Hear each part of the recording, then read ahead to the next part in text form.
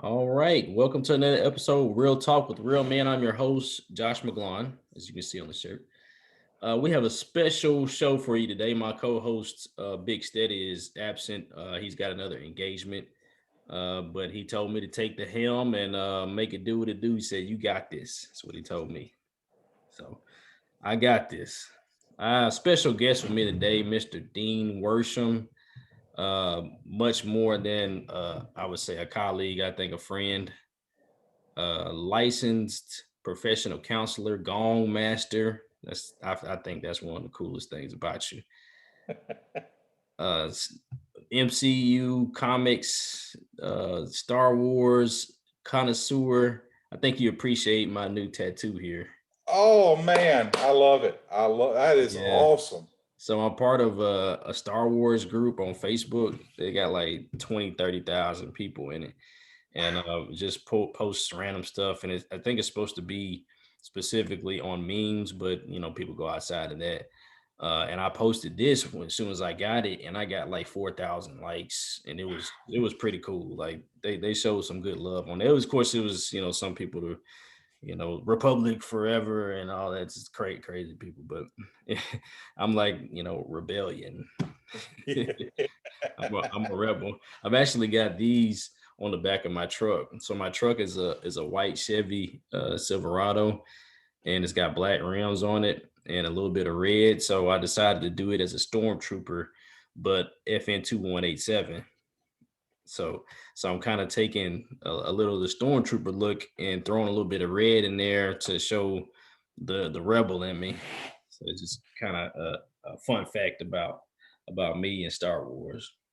I love that. So you hadn't seen. I bought a black Toyota truck, and I put the Empire's front on it. And my wife said, "Why'd you put the Empire on it? You're not the Empire."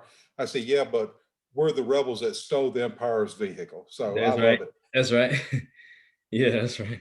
Yeah, a lot of people were telling me that rebel scum and you're the Yeah, the the empire forever or whatever. And I'm like, okay, man, some of them went a little too far with it. They had to turn the comments off on it because people were getting crazy.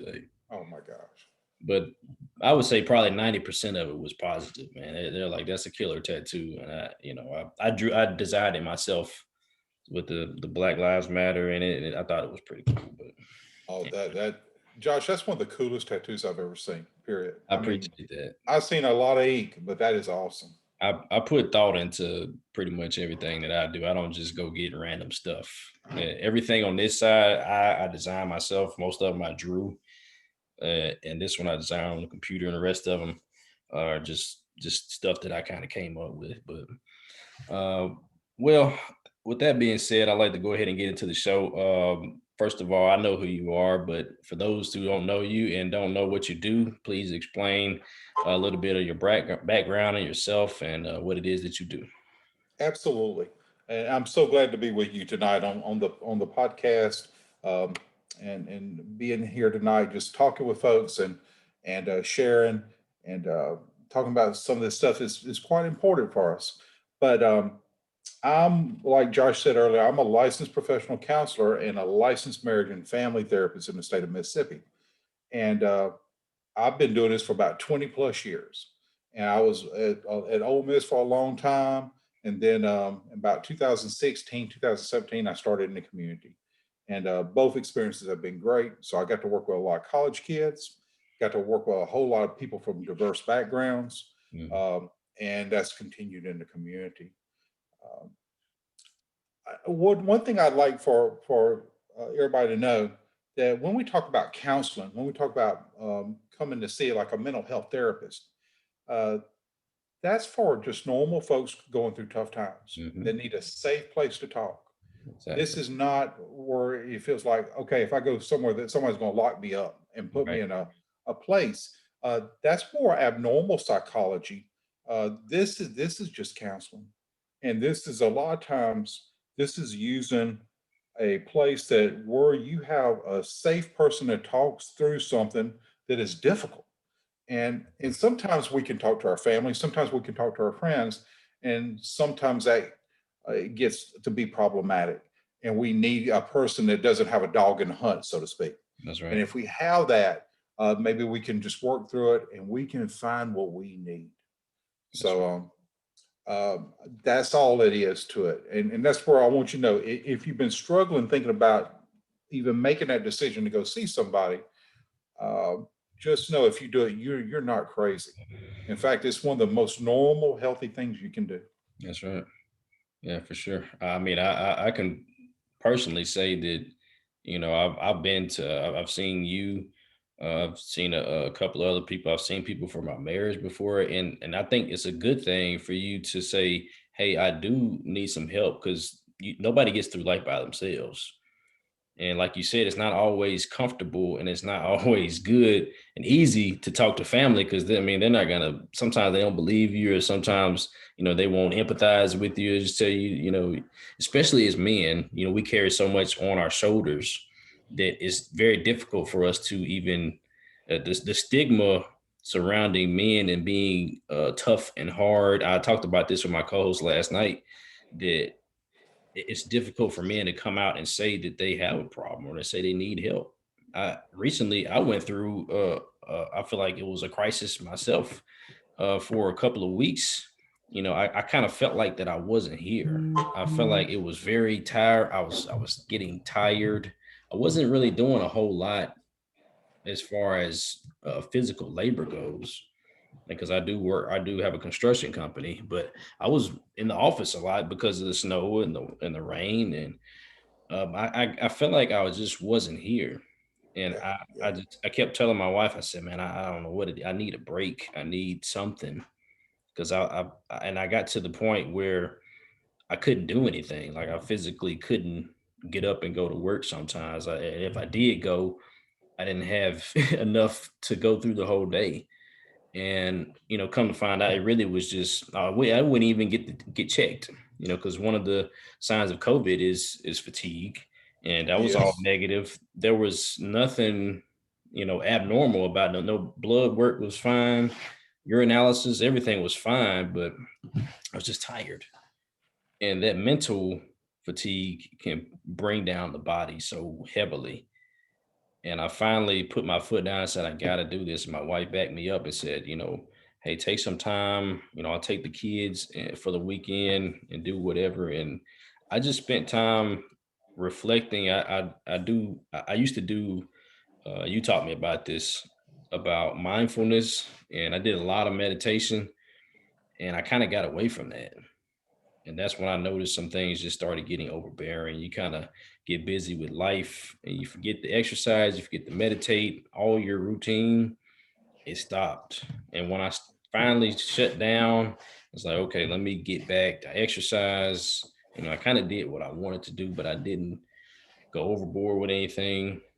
And, I feel, I won't say as good, as good as ever, but I feel up to par. I feel like, especially my mind, because I got my mind in order. The rest of it is going to follow. yes. Josh, you bring up such a good point, is that, in especially for my guys, um, we get used to feeling bad, and it's kind of subtle. And so paying attention to some changes that's going on with us is really, really important. Like when you was talking about that fatigue, and Mhm. a lot of guys just go, look, I'm just tired. It's nothing to it. I'll be all right in the morning. And it's not better in the morning. In fact, it's worse. And so I would ask the guys listening tonight, please pay attention to when we start seeing changes, like you're tired, you're not wanting to eat, um, you lose a lot of the enjoyment that on those things that you enjoy doing. Like if you're not playing, if you love playing video games, but you're not want to play with your friends anymore, Yeah. you're not wanting to hang out with some buddies, there may be some stuff going on, and one of those things can be depression. It can show up, especially in this year. This year has been so tough on so many folks. Certainly. So this year has brought up a whole lot of anxiety on what's going to happen. Am I going to have a job? What's going to happen to my family? And it's really sad depression because we've lost a lot of people, and we've lost some good friends due to this pandemic, and the grief around that. So there's been a lot on that. I am so glad you started getting back to things that bring you happiness and joy back in your Right, life. sir. Yeah, and one of the things that I found that helped me was it's not just the fact that I recognized that something was going on, is that I stopped and said, "Hey," I asked for help. I reached out to my wife. I said, "Hey, I need help here. I'm down. Like something's not right." And a lot of times as men, we don't do that. We you just like you Right. said, we bottle it up. We just keep brush it off and say, "Hey, I'm just tired. I need maybe need an extra hour of sleep or something." And that's not always it. And so much of that maybe comes from maybe how we've been taught as men to be. And in fact, the one difference I see in males and females is females sometimes are taught it's okay to have a whole range of emotions: sad, uh, upset, disappointed, all these things. But for guys, a lot of times the only emotion we're allowed to have is anger, and we're so much more than that. But a lot of times we're told, a little boy gets hurt and starts crying, it's like, you suck it up. You rub Man, some dirt on it and get tough.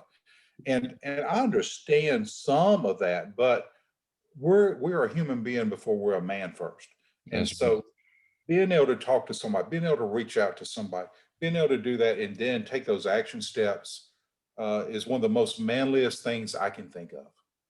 Yeah, you hit the nail on the head. I was talking to me and my co-host had a powwow last night, and one of the things was about like the stigma of men being tough and always having it's passed on generation to generation. Like you can't cry, you can't show weak feelings, you can't show feelings that aren't common for men. You know, Right. crying and sad, or men always have to be either angry or sometimes you can't even be happy because it's, it's shown as a weakness, Right. and that's not okay. That's not okay. And one of my goals of this show is to give men an outlet of where they can come out to other men and they can come out in general and say, hey, I've been having that same problem too. I just Yeah. was waiting on somebody to say something, or I was looking for somebody to talk to about it. And that's what you do every day. And being able to really allow, I can't tell you how many guys, because every guy that's come in here for therapy, they showed incredible courage just walking through that door. That's And right. so it takes courage to do this. And I respect everyone that's willing to get help. Um, and but as you do it, as you step into it, you learn so much about yourself. You learn so much. You see how much strength you do have, and all these characteristics of goodness in you. And a lot of times we just don't know that. A lot of times we look at our weaknesses even when we don't talk about it. We maybe call ourselves, I'm so dumb, I'm so stupid, I'm Mm, an idiot, I'm a failure, and I just want to balance that. I just want to be able to go, no, you're not just that. And I think so many guys live in quiet desperation, and they suffer, and nobody knows how much they're suffering. suffer in And silence. and uh, and I think we need to continue to send a message. You don't have to. You don't have to be like that. There's people out here that's going to understand you and care about you. That's right. And just speak to the men for a second. You're not alone. Dean's right. I mean, guys like Dean are there for you if you're not comfortable with talking to somebody in your family. I mean, this guy is one of the easiest people to talk to that I've ever been around. I felt like, you know, I felt like I was just talking and you were just listening. And sometimes people just need somebody to listen to them. We bottle up the stuff so much. We just need to let it out to somebody, but that's not going to judge us for what we say. Right. And that I think Exactly. that's one of the biggest problems, us being judged for what we say, especially by the people that know us, because they may hold it against us. And that's a scary thing, to put myself out there and then get judged for being real. It's like, I'm not ever going to do that again. Yeah. And so that's where it's like going, finding somebody that is going to be non-judgmental, that's going to listen with compassion, that's going to listen and really hear you, um, and not try to tell you what to do, but listen to where you're at. That's right. That's right. I feel like I've been looking at my questions, just kind of glancing at it. I was like, okay, he answered that. He answered that. He answered. And it didn't even, that's not what I'm playing. I told you before we started that, sometimes it just happens. I like to be organic with it, man. If it flows, it flows. And I think maybe one of the things that I still might have a question about is like, well, first of all, the transition from when you first start seeing the signs, what does that really look and feel like? And how do I catch it in time before I spiral? So for me, people, it just feels like I'm off. And the one thing I'll say first is that we always check medical before mental and emotional. So if you feel a little off, just check with your normal a nurse practitioner, a doctor, or Right. somebody, and go. Let's check some things and make sure I'm okay." Um, and if that's okay, then and you still feel off, and you go, "I'm still not feeling good." That may be something that's happening in that mental emotional place. That's right. And it goes back to again, I don't. It could be I can't sleep at night. I We have seen an explosion in anxiety. It used to be more depression, but probably since 2008, the anxiety has gone through the roof, and we have so many people that are stressed out, and their anxiety is so bad, and so that has led to a tons of I can't sleep at night. That insomnia is so bad, and we got so many people that are using sleep aids, but they're not getting that good quality sleep. So I'm looking at sleep. I'm looking at appetite. I'm looking at um, I'm looking at a healthy marriage that now is not healthy. It's arguing all the time. Yeah. It's anger all the time. Um, uh, I'm seeing a man that's maybe not connected to his kids like he used to be. There's all these things that just feels not right, or if always getting conflicts at work, uh, things of that nature. I'm always going, okay, what's going on? How can we kind of untangle this? How can we just look at it, get a little space from it, and look at it, and going, what do we need to change in your life that can help you? And that may take a little bit. That may take more than just a couple sessions. We may need a little bit more to untangle it. But generally, if we can, we can. Sometimes it does take some medication. I'm a big believer in before we go to medication for those, let's do some therapy first. Right. That's right. Um, Yeah. I agree. I would be one of the last ones to try to take medication to solve a problem that you can, fix. It's not always on the surface, but maybe just one layer down. And I wonder how many of these cases of men that are going through things are there deep seated stuff that needs to be dealt with from childhood and from the past. And I remember last night, once again, last night we talked about a lot of stuff, but it came back a lot of stuff that I have talked about before. But sometimes when you talk about it again, you don't really realize, there's something still in there and that needs to be dealt with. And those things can come up and bite you too, and well, especially nowadays. Josh, you hit the nail on the head, and that's what I found out. I can't tell you how many guys have had major trauma in their childhood, and something happened that they felt like they couldn't talk to anybody about, and they've had to live with that forever. And so that I can't tell you how big that is to not have to always hold that by yourself, because getting into that trauma doesn't just go away, and that trauma can be physical, mental, emotional, sexual abuse. That can be a car wreck. That can be I've got so many returning veterans that are dealing with PTSD, but trauma is really, really, really a serious thing Mm, that we're it's probably going to need somebody in this profession that can go, look, let's start systematically breaking this down and working on it, because it doesn't code the same way like a regular memory. Sometimes it feels like it's happened 30 seconds ago instead of 30 years ago. Because it's still there. Yeah. That's right.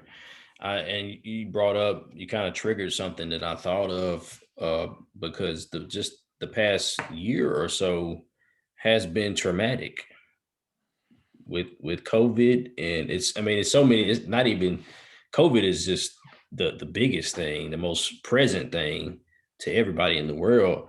But you have so many. You have the social unrest.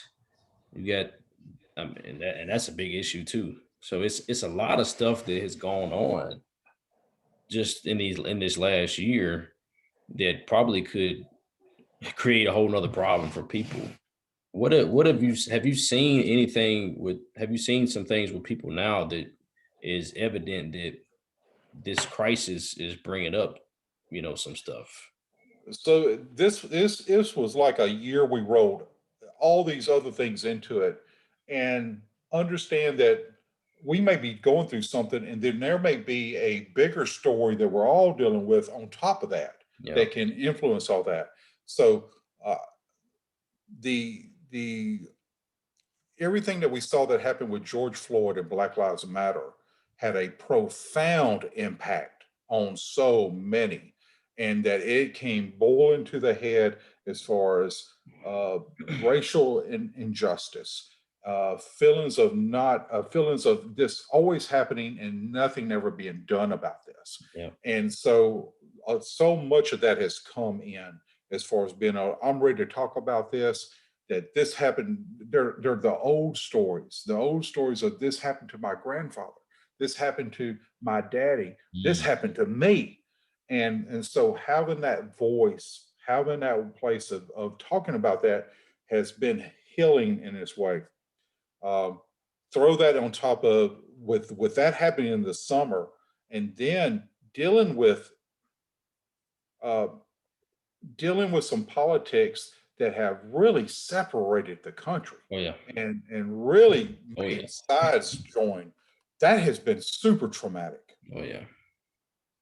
Yeah, it's been tough. I try to I've learned to compartmentalize things. Like, okay, if this issue, and sometimes if you don't like separate things in life, it can all pile up. Like you said, like you have past issues that you thought you dealt with, and COVID happens. Somebody in your family catches COVID and dies or something, brings up, you know, old scars, or you see a black person get killed by a white police officer. That brings up a whole nother thing. It's so much, and I try to do my best to stay away from. So I actually took like 2 or 3 weeks off of social media, and that's hard for me because I have businesses that I have to run. And I still, service them and stuff, but I got off of the timeline because it was so much stuff. And I host the Real Talk with Real Men. I have a group of about 400 guys on there, and I've got my own personal platform. It's a lot, and Yes. us as men, I take on this. This is my choice to take on things sometimes. Other times, it's something that just has to be done. But I think sometimes we just have to shut things off. You got to shut them off. If it's not good for you, don't do it. That's one of the things that I learned, and I had got to a point where I was drinking almost every day just to get past, just to get through it, because I felt like that was the only thing that helped me. It would numb and make you feel at the same time, and it's a Yes. trick. Alcohol is a trick, and the drugs are the same thing. It's a trick. But I got to the point where I would just drink socially now. And I probably one one drink a week, and I noticed that it was going down the road that I want to go down. I've been down the road before, and it's in my family. And with COVID, with the loss of so many things that we could do, that has exploded also. So much alcohol use, so much uh, trying to numb out to this world. And so what we're looking for is what we call a healthy distraction. And if we can find a healthy distraction, that's a way of trying to step away from all these things, because we're not going to solve all this in one day. So we're and you don't leave a soldier in a battle forever; they'll break down. So you have to have time where you're in the fight, and then you back off, take care of yourself, and then you can come back to the fight. That's right. Um, and so the one thing I would highly, highly suggest, if you're kind of in that place where what will help, what can you do at home? Know that the research is borne out over and over and over, especially for my guys, that exercise really helps with depression and can help with anxiety. And it is tremendous. It's as good as a lot of the medications out there. In fact, it's superior to the medications. That I'm asking you, get back to just working out for 30 minutes, 3 days a week. And just really, really doing that. And you're not going to feel like it. You're not going to want to do it. Yep. Just go walking a little bit and tell me if you start feeling a little bit better after that week. Yeah. I have started that. I started working out. Well, I ran with my kids the other day. They're both about to start soccer. So we ran some outside, and I've been doing push-ups and sit-ups. That I know that helps, because my plan before the year was to I set my goals for the year, and one of my goals was to have a workout routine. I was going to gain some weight and bulk up, and then shred it, like cut and have Yes. people like I used to in college and stuff. But it didn't work out that way. I gained the weight, but I didn't work out, and that pulled me down too. That extra weight that I'm not used to, and I'm not keeping that exercise going. I always felt like when I exercise, I have more energy and I feel better. Yes. I sleep better. Exercise is a big thing. That's actually one of my next parts to this series is physical health. Physical health is big, and a lot of men work out. It's good to work out. Sometimes some people overdo it, but like you said, it's one of those positive things that you can do to you have to replace it with what was the word you said? You positive A healthy distraction. healthy distraction. That's it. Yes. A healthy distraction to get you away from all this negativity, Right. all the worries of life. And the gym is one of the, even if you don't go to the gym, even if you're at home, because you can do it at home. That's the worst excuse. Well, if I had a gym, I'd do it. Or it's excuses. No more excuses. Take it. Yes. You have to be accountable. And I'm talking to myself too. No more excuses for that. If you don't like what you see, if you're not happy with yourself, do something about it. Don't just make excuses. The one other thing we've seen, and I'm not a nutritionist, but I can tell you one thing we're seeing, and others much smarter than me can talk on this. But I would ask all the guys to have you a bottle of water in the morning when you get up. Mhm. Drink a bottle of 15, 16 ounces of water just to kickstart the motor over, so to speak. Yeah. What we're seeing is some dehydration is leading to more depression and Uh, stress, wow. and we're not getting enough water. And so just when you get up in the morning, you Mm. just chug that water and see if that starts allowing the system to feel better.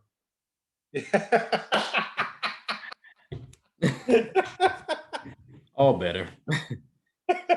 I try to stay hydrated, man. And some of the problem, and a lot of problem with men that drink, if your drinking outweighs that water, they're the opposite. The Yes, alcohol is gonna suck the water out your body, so it's gonna make you feel even worse. you nailed it. It's drying you out instead of replenishing you. That's right. So It's doing what it's meant to do, and it's not hydrate. It's not hydrate. I think I mean that everything felt like everything that you have said has been everything that I've talked about last night with because we talked about everything. Like what happened with me and my co-host last night, and is kind of a sneak peek on. I'm gonna let it out sometime this week. But we had a really good about an hour conversation on camera, and then probably 2 hours after that. But we talked about mental, physical, and spiritual health. Yes. Those I feel like those are the three main, it's the triangle of health for men. And I'm women, I'm sure it's the same, but men, I know for sure that's what keeps me going. The mental, physical, and the spiritual. It's all connected. They're all connected with each other. Absolutely. He sat me down and asked me, he asked me, how are you? Are you okay?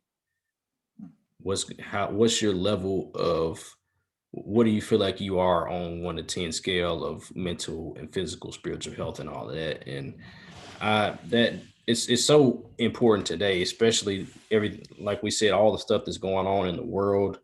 We already have enough problems as it is, being a husband and a father, and all these other things, business owner, coworker, you know, so many other things that we already have going on. And you pile on top of that COVID and social unrest, and it's political crap. It's a lot to deal with. And we got to take it one step at a time.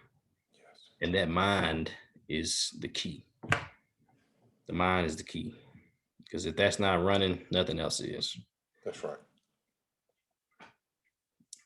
Anything else you got for me, Brother Dean? Last thing to all your guys out there. The one thing I'll say, and we see this happen, that, and I've seen an uptick on this, but we've got a lot of people that have been so down that they're thinking about killing themselves. If your friend comes to you and brings that up, take that serious, listen to them, and say, what do we need to do to get you help? But don't blow it off. Don't say, oh, you're not going to do that. That's If right. somebody admits that to you, they're in a really bad place. So we're going to take all that real serious, just because we've had a lot of folks now that are in that really scary, bad place. That's right. Yeah, it came up to me earlier, and it should have been one of my questions. But suicide, and we know it's all up, and it's a terrible thing, but it's real because people are going through stuff and they feel like they can't deal with it. They feel like death is better than this, Yes. and that's not true. If you feel like that you're gonna harm yourself, get some help. If somebody has told you that they're gonna harm yourself, don't brush it off. They're gonna harm themselves. Don't brush it off. Talk to them. If you feel like you can't get through to them, call for help. Get family involved. Whatever you have to do to save their life. They can be mad at you. That'll be fine, but you'll save them. That's right. Saving a life is more important than them being happy with you. They'll be happy when they're living, because COVID will be gone. It's not gonna last forever. It'll pass over just like everything Yes. else does. But we have to get through this together. This That's is right. not this is not something that Josh McGlon can do by himself. And I can't do it for you. And I can't do it for him, for these people. You have to do it. You have to take control of your life and help others. Once you get control of your life, that's first of all. Because if you don't have it together, then you can't help anybody else. If Right. you take control of your life, mine first, you take control of your life, then you can help others. And we're in it together. We in it together, brother. That's well said. That's right. I appreciate you, Brother Dean. Thank you, Josh. Thank you so Yes, much. sir.